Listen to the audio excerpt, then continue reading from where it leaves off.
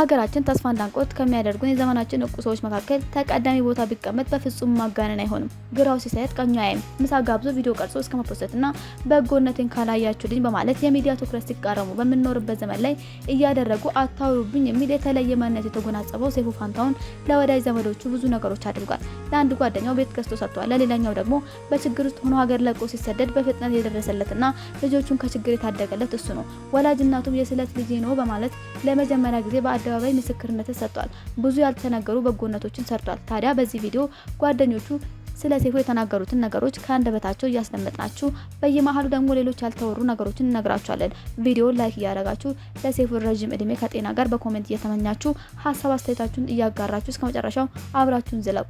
ሳምሶን ማሞ በሰይፉ ፋንታሁን ደግነት በፍጥነት ከተደረሰላቸው ሰዎችና የልጆቹና የቤተሰቦቹ ታሪክ ከመመሰቃቀል የታደገለት ሰው ነው። በአንድ ወቅት ሀገር ውስጥ መቆየት የማይችልበት አጋጣሚ ተፈጥሮ ከሀገር ተሰዶ በነበረበት ሰዓት ላይ በስደት ሀገር እንዳይቸገር የቤት ኪራይ፣ ምግብና ሌሎች ወጪዎችን ሙሉ በሙሉ በመሸፈን ያንን አስቸጋሪ ጊዜ እንዲያልፍ አድርጎታል። ለዛም ነው የማስታወቂያ ባለሙያው ሳምሶን የእናት ልጅ የማያደርገውን አደረገልኝ ያለው። ከዚህም ላይ ደግሞ ብዙዎቻችን የምናስታውሰው ጤናው እስኪታወቅ ለ3 ወራት ለመቄዶንያ ገቢ ማሰባሰቡን ብቻ ነው። ነገር ግን ገንዘብ ከህዝብ ከማሰባሰብ ባሻገር ሰይፉ ከፍተኛ የሆነ የገንዘብ ወጪም አድርጓል። በወቅቱ ይጠቀሙበት የነበረው ስቱዲዮ የተገነባው በሰይፉ ወጪ ነው። ለ3 ወራት በሱ ፕሮግራም ላይ ይተላለፍ የነበሩ ማስታወቂያዎች በሙሉ ገቢው ለመቄዶንያ ነበር። ዩቲዩብ የነበረውን 4.7 ሚሊዮን ብር በላይም በቀጥታ አስረክቧል።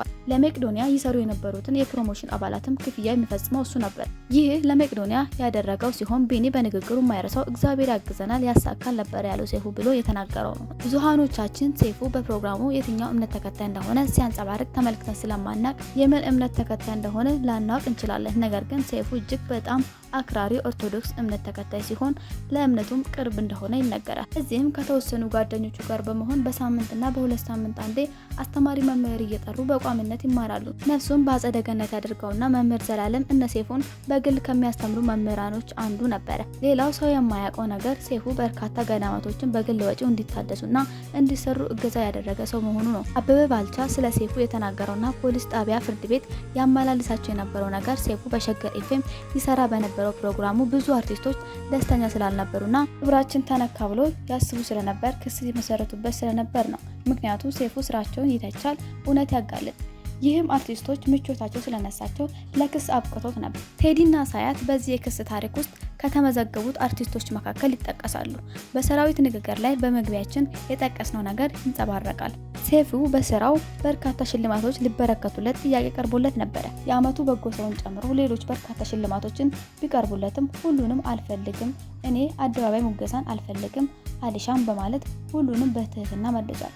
አጥብቆ ስለ ሰውም ያስባል። የሰዎችን ረሃብ፣ ጥማት፣ መሞትና መፈናቀል ስለሚያሳስበው የሱን በድሎት መኖር ብቻ ዞር ብሎ አይመለከትም። ሁሌም ስለ ሰዎች ያስባል፣ ያግዛል። ስለሱ ደግነት ሊወራ ሲል ያስቆማል ወይም በጨዋታ ያሳልፋል፣ አሊያም ቶሎ ከጉዳዩ ይሸሻል። ድምፁን አጥፍቶ ብቻ መስጠት ይመርጣል። ይህ የሁሉም ሰው ምስክርነት ነው። ወላጅ እናቱ በላይ የሆነ ንግግር መጨመር አያስፈልግም።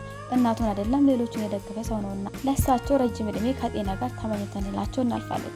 ይህን የመሰለ ወርቅ ልጅም ለሀገራችን ስላበረከቱ እናመሰግናለን። የረጅም ዓመት ጓደኛው ታደለ ሮባ እሱ ያላሰበውና ያላቀደውን ነገር ከጓደኛው ሆኖለታል። ጓደኛ ማለት ትክክለኛ መገለጫው እሱ ነው። ለሱ ሲያልፍለትና ነገሮች መልካም ሲሆኑ ሳይቀየር የቻለውን ነገር እናድርግ በማለት ቤት ገዝቶ ውሉን አስረክቦታል።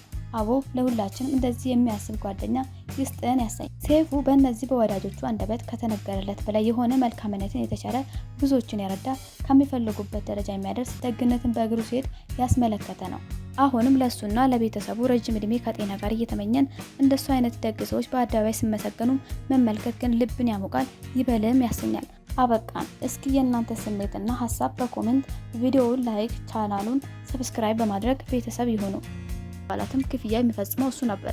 ይህ ለመቄዶንያ ያደረገው ሲሆን ቢኒ በንግግሩ የማይረሳው እግዚአብሔር ያግዘናል ያሳካል ነበር ያለው ሰይፉ ብሎ የተናገረው ነው። ብዙሃኖቻችን ሰይፉ በፕሮግራሙ የትኛው እምነት ተከታይ እንደሆነ ሲያንጸባርቅ ተመልክተን ስለማናቅ የምን እምነት ተከታይ እንደሆነ ላናውቅ እንችላለን። ነገር ግን ሰይፉ እጅግ በጣም አክራሪ ኦርቶዶክስ እምነት ተከታይ ሲሆን ለእምነቱም ቅርብ እንደሆነ ይነገራል። እዚህም ከተወሰኑ ጓደኞቹ ጋር በመሆን በሳምንትና በ2 ሳምንት አንዴ አስተማሪ መምህር እየጠሩ በቋሚነት ይማራሉ። ነፍሱም በአጸደ ገነት ያድርገው የጻፈውና መምህር ዘላለም እነ ሴፉን በግል ከሚያስተምሩ መምህራኖች አንዱ ነበረ። ሌላው ሰው የማያውቀው ነገር ሴፉ በርካታ ገዳማቶችን በግል ወጪው እንዲታደሱና እንዲሰሩ እገዛ ያደረገ ሰው መሆኑ ነው። አበበ ባልቻ ስለ ሴፉ የተናገረውና ፖሊስ ጣቢያ፣ ፍርድ ቤት